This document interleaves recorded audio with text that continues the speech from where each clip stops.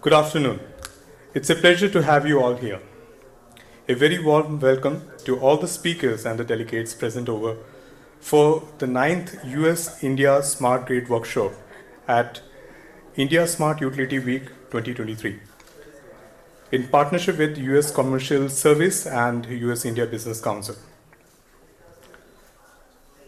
Now we'll have the inaugural session. So let me call upon the dais, please. Mr. Jonathan Hamer, Minister Counselor for Commercial Affairs and US Commercial Service. Ms. Serupa Maitra, Deputy Managing Director at US-India Business Council, USIBC India. Mr. Randir Singh, Director, Electric Mobility at Niti Aayog.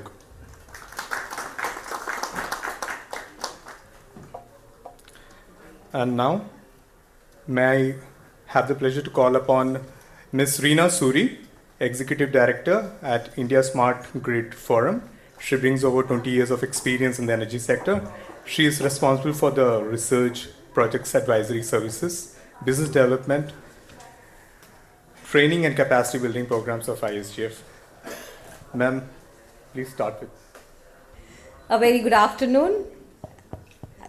I would like to extend a very warm welcome to all our dignitaries on the dais, our speakers for today's workshop, and the members in the audience to this US-India Smart Grid Workshop. So ISGF, and in collaboration with US Commercial Service, USIBC, USAID, USTDA has been conducting this collaboration workshop, bilateral workshop since many years. And this is I think the 10th edition we are doing today with India Smart Utility Week 2023. And with this collaborative workshops that we've been conducting, the aim has been to bring the US technologies to India, to initiate the collaborations for our Indian utilities, Indian technology companies to leapfrog in the journey that they have undertaken of moving from the transition that India is looking forward to in the power sector. So the idea is that the US companies are ahead in their journey of implementation of these digital technologies, and India is also now leading and is going into this huge transition that we are looking forward to.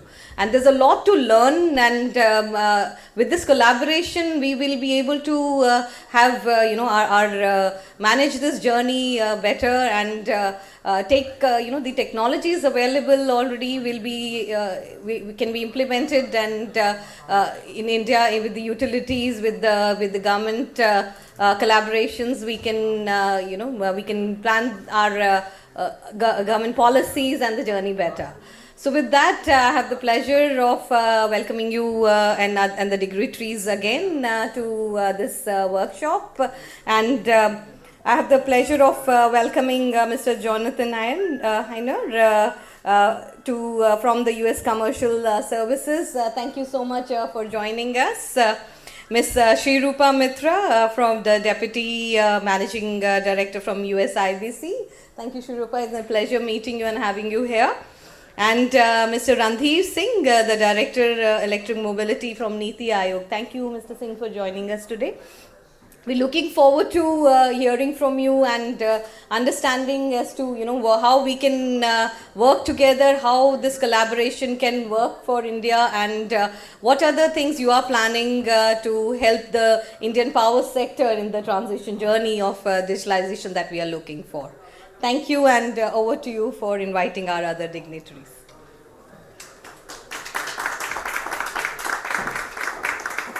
Thank you, Reena ma'am. May I call upon Mr. Jonathan Hamer to please address the keynote. Good afternoon. I don't know if people need to, do we need this? Yes or no? Yes. Yes? Okay, great. Good afternoon. Thank you very much for the introduction. I welcome everybody to the US-India Smart Grid Workshop organized by the India Smart Grid Forum, the U.S. Department of Commerce, and U.S. India Business Council. I'm Jonathan Heimer, the Minister Counselor for Commercial Affairs at the U.S. Embassy here in Delhi. I'm excited to participate in today's Digitalization and Innovative Technologies for Utilities and Industry session. My first recommendation is to make the name smaller next year. I've been in India only since September of last year, and in my short time, I've learned that apart from India being the world's largest democracy, it is an incredibly diverse and culturally rich country, home to an amazing variety of foods, customs, languages. In every city that I have visited in India so far, I have certainly felt that India is a unity in diversity. But more importantly, in every city that I have visited, and that includes Kolkata, Chennai, Ahmedabad, Bangalore, Mumbai, Hyderabad, and Kovalam, I have felt the great warmth and kindness of the people, for which I am very grateful. I commend you all on the great work India has done in the renewable energy space and on the ambitious clean energy targets set by Prime Minister Modi for India to meet 50% of its energy requirements from renewables by 2030. You and your children should be very proud. I understand India's electricity demand by 2030 is set to quadruple. Digital initiatives will be key to meeting this demand and India's clean energy targets. Fortunately, the energy sector is proving to be most innovative, using artificial intelligence, automation, and advanced analytics. Fortunately, the United States and India have a long and successful strategic partnership in the energy sector that will accelerate adoption of the most advanced technologies in India. Prime Minister Modi has said, India and the United States are natural partners with shared values. It is time our partnership plays an important role in helping the world. In trade, there is much to be done. Trade will be an important factor in India-USA ties in the coming decade. I have one small confession to make. He did not say all these things at the same time. I took them for various speeches and put them all together, but he did say all those things. And I could not agree more. International trade and business enable mutually productive relations and prosperity. This is the important work that you all are doing, and I'm honored to be here today and work with you all. At the U.S. Department of Commerce, the agency I represent, we promote trade through facilitating B2B partnerships between U.S. and Indian companies. A second track is through trade policy reform efforts, often in partnership with Indian companies, to remove, reduce, and avoid market access challenges. The Department of Commerce actually has more offices in India, 7, than in any other country in the world. As a comparison, in China, we only have 5 offices. And next week, the U.S. Secretary of Commerce, Gina Raimondo, will be visiting with a delegation of key U.S. CEOs. We are working very hard to build our relationship with India, and the CEO Forum includes a working group on energy and environmental matters. We also facilitate partnerships by collaborating with great counterparts like the India Smart Grid Forum and the US IBC to discuss opportunities for U.S. technology companies to collaborate with Indian companies through conferences such as today's. I extend my gratitude to Mr. Rajiv Pillai, ISGF, and his team for their continued partnership with the Department of Commerce and with the U.S. government in advancing the development and deployment of smart grid technologies in India across the power, water, and oil and gas sectors. The U.S. Commercial Service, in cooperation with ISGF, also takes delegations of Indian companies and utilities to the United States to explore partnerships and share best practices. In February, my office took over 20 Indian power utility officials and company representatives to DistribuTECH 2023 conference in San Diego, California. This is the leading U.S. trade show in the U.S. focused on power distribution, transmission, and smart grids. And in the coming months, we will also be taking delegations to trade shows in the U.S. such as the International Partnering Forum for Offshore Wind, the Offshore Technology Conference, and the RE Plus Conference.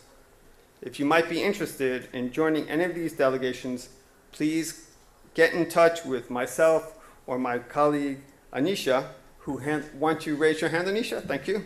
Who handles the energy sector for the U.S. Commercial Service here in New Delhi.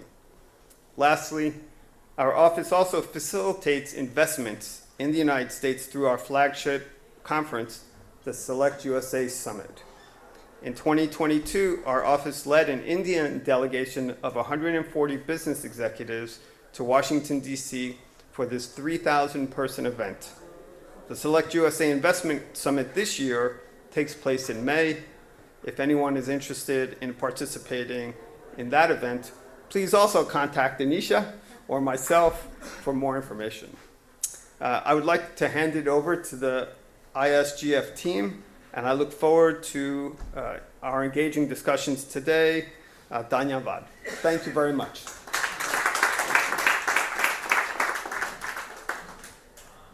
Thank you, Jonathan, sir. May I call upon Ranveer Singh, sir, for a keynote address. It's a small room. I'm not sure whether this is actually required. The topic under discussion here is a bit different, so I will actually diverge from the policy side and talk more about the technology side. But before that, let me narrate a story. It's a real story, by the way. It was a hot summer day, and the city's power grid was struggling to keep up with demand. The energy company had been working for a month to optimize its systems and minimize the risk of outages. But they knew that such days are going to come. Even the best laid plans could be put to rest. As the afternoon wore in, a sudden spike in energy caused a transformer to fail, sending a surge of electricity down the line and knocking the power out of the several neighborhoods. The energy company's control room sprang into action, dispatching crews to assess the damage and restore the power as quickly as possible.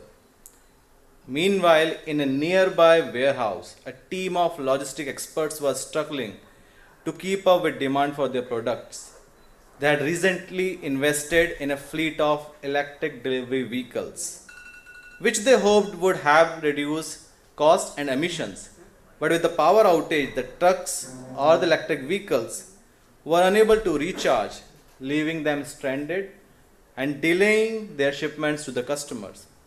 Despite these setbacks, both the energy company and the logistics teams were able to quickly adapt to the situation thanks to digitization and innovative technologies. The energy company used sensors and real-time data to pinpoint the source of outage and dispatch crews to the affected area, while the logistics team used predictive analytics to reroute shipments and minimize the impact of delays. As the power was restored and the electric cargo vehicles were on the road, both teams reflected on the power of technology to optimize mobility in the utilities and the industry sector.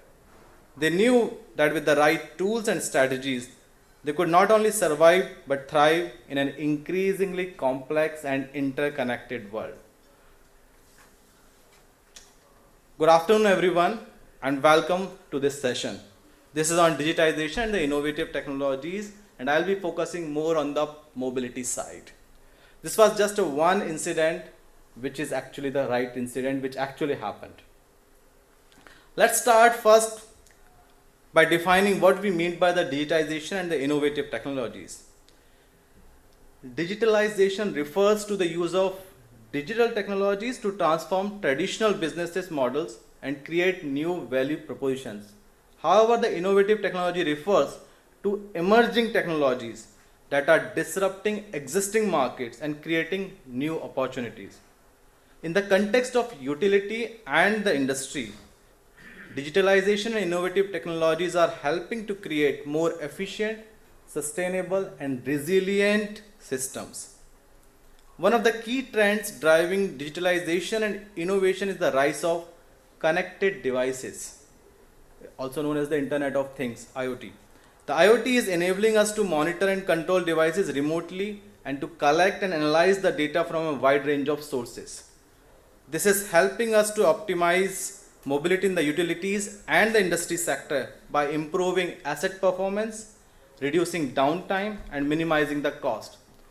Now it can directly be related to our battery swapping draft rules which we released, and basically two things were very important in that. One is we introduced something called UIN, unique identification number, but how it will be tracked through the IoT based devices. In fact, recently in AIS 156 and AIS 038 there are certain changes.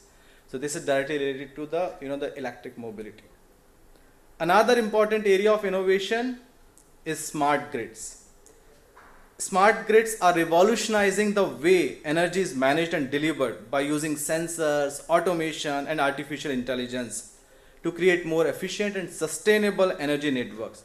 Smart grids are also helping to integrate renewable energy sources such as solar and wind power and to support the growth of electric vehicles. Now it is actually very, very important when we are running towards our transport sector decarbonization. We are coming with the battery swapping, wherein the decentralized charging stations will be there. These can be actually tuned according to the power availability of the time of tariff or the tariff rates, which will be lower when there is no peak demand. Accordingly, it can be set. So that is where these things are going to come to use. Now, speaking of EVs, let's talk about how they are transforming mobility. EVs are becoming increasingly popular due to their lower emissions and lower fuel cost. Fuel cost is basically the charging which they require. In addition, EVs can be integrated into the grid to provide support for renewable energy sources and to create new revenue streams for the utilities. As EV adoption grows, we will see new business models emerging. In fact, V2G is already there, vehicle to grid. That allows EVs to provide energy back to the grid. In fact, in California, this is one of the law which they have made, that whatever vehicles are now coming, the charger should be capable to have the V2G capacity. Now, another innovative technology that's transforming mobility is digital twin technology. Digital twin technology creates virtual replicas of physical assets such as machines and infrastructure. This technology can help improve asset performance and maintenance and can also be used to optimize mobility in the utilities and the industry sector. For example, digital twins can be used to simulate traffic flows and optimize logistics, or to model even the energy consumption and optimize power generation also.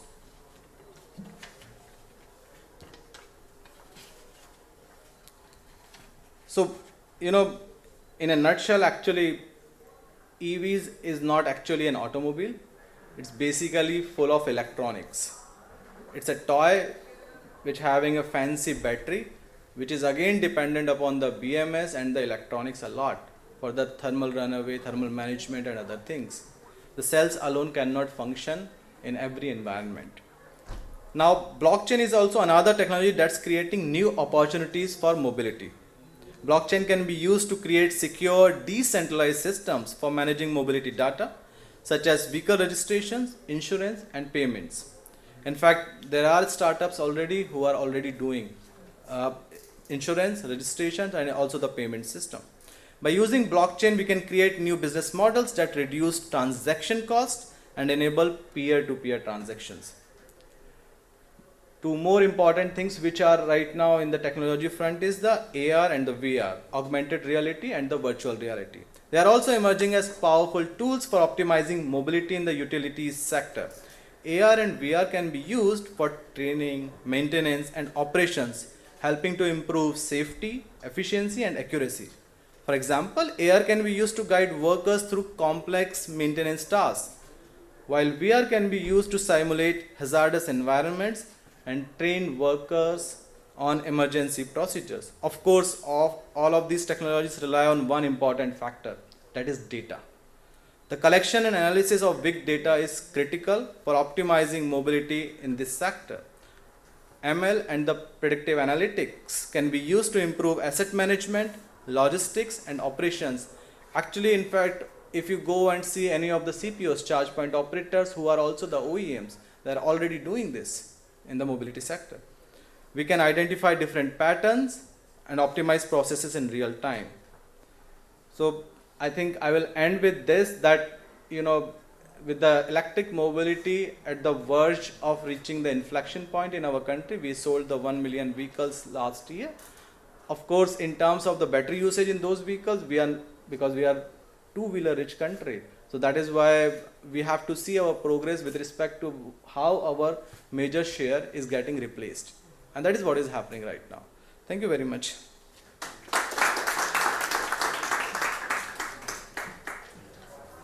Thank you, sir. Thank you for sharing your insightful knowledge. And may I now invite Sri Rupa Maitra ma'am for the keynote address, please. Thank you very much. I'm not sure I can match up to two very rich speeches preceding me, but I'll try and I'll make mine really short and sweet. So, good afternoon, everyone. Thank you very much for having me. Pleasure to be here with all of you. And welcome all of you to the US-India Smart Grid Workshop. The US-India Business Council is delighted to be a partner to the US Commercial Service and the India Smart Grid Forum, ISGF, for running this bilateral workshop for the past 3 years.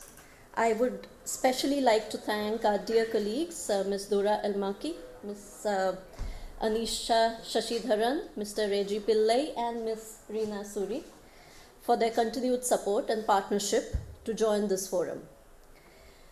We were delighted very recently to host Mr. Pillai and a delegation of the India Smart Grid Forum with senior state officials and utilities in Washington, D.C. at the US Chamber of Commerce, and it is great to be following up on that with a session on the digitalization and innovations for utilities. We are only able to do this due to the productive and long-standing partnership that USIBC and India Smart Grid Forum has built with our friends in the US government and the US Embassy, USAID, US Department of Commerce, and the US Trade and Development Agency. It is a pleasure to see Mr. Jonathan Heimer here on this forum, Minister Counselor for Commercial Affairs, and Niti Ayog's Director for Electric Mobility and Senior Team Member for Advanced Chemistry Cells Program, Shri Randhir Singh, who have joined us today. We work with them and their colleagues across a broad range of areas. India is on an ambitious pathway to build technology-first infrastructure that is future-proof and focused on building for a period of intense growth across the country. This is true across the power sector and across the water sector, where a prioritization of reducing wastage and increasing efficiency will be key to building efficient infrastructure. From a technology-first building of power and water systems, there are two components that can give consumers and users the most efficient systems. First, strong policy and regulatory frameworks from government that enable incorporation of digital infrastructure and innovation, and state-of-the-art solutions that the private sector can lead on. Both pieces can be done in collaboration with the industry as well as national laboratories and joint research and development between the US and Indian universities. On the energy sector, according to the International Energy Agency, the IEA's research noted that India is likely to see the world's biggest rise in energy demand this decade and already has the largest demand for power across the world. This is due to continuous urbanization and rising growth in industrialization, with coal meeting a third of overall energy demand by 2030, 60% from renewables, and another quarter by oil and gas. This is from the IEA. With growing power demand and generation capacity, the buck will stop with the success of utilities from distribution, data collection and management and grievance redressals, the entire value chain of the utility system. To ensure that we have a future-proof and resilient utility system, government and private sector will have to work together to maximize the potential of the convergence of digital innovations and the power sector. This includes all and every solutions, including advanced metering, remote sensing and control centers, and feedback mechanisms for utilities to interact with consumers and users as well.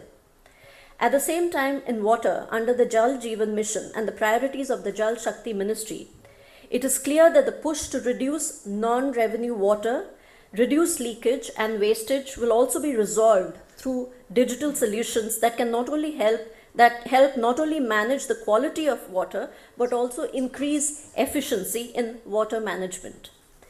USIBC's objective to participate and help put together this engagement today is to bring together experts from the various nodal points of the utility systems and identify areas of cooperation where the United States, both government and research organizations like DOE's national labs and the private sector can partner with India on the critical mission to provide support to both central and state level systems to partner on strengthening utility systems and bring top state-of-the-art technologies that can be incorporated.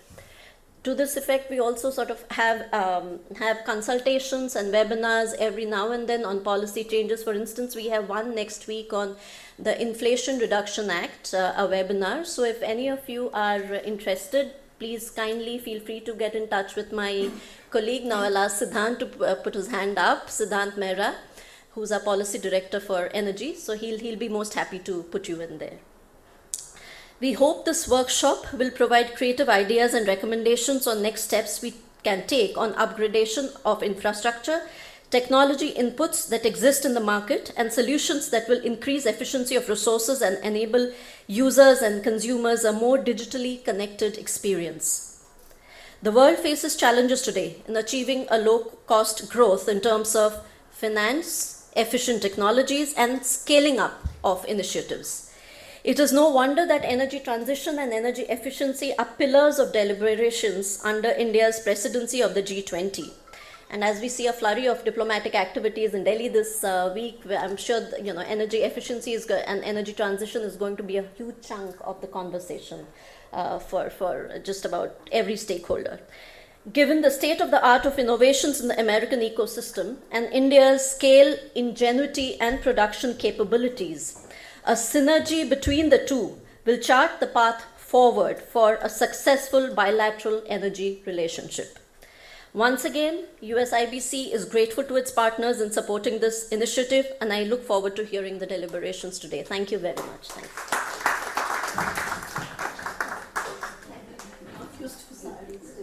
Thank you, ma'am, for your insightful thoughts, and thank you everyone for sharing your knowledge and valuable contributions.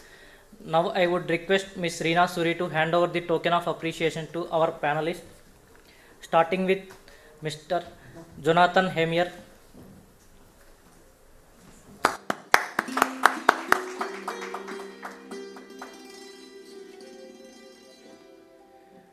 Ms.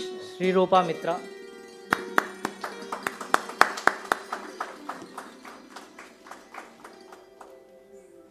Next, Randir Singh.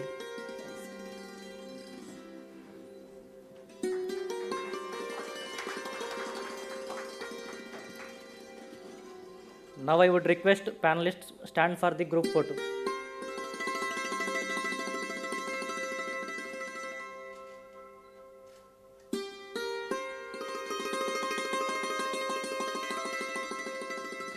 Thank you everyone.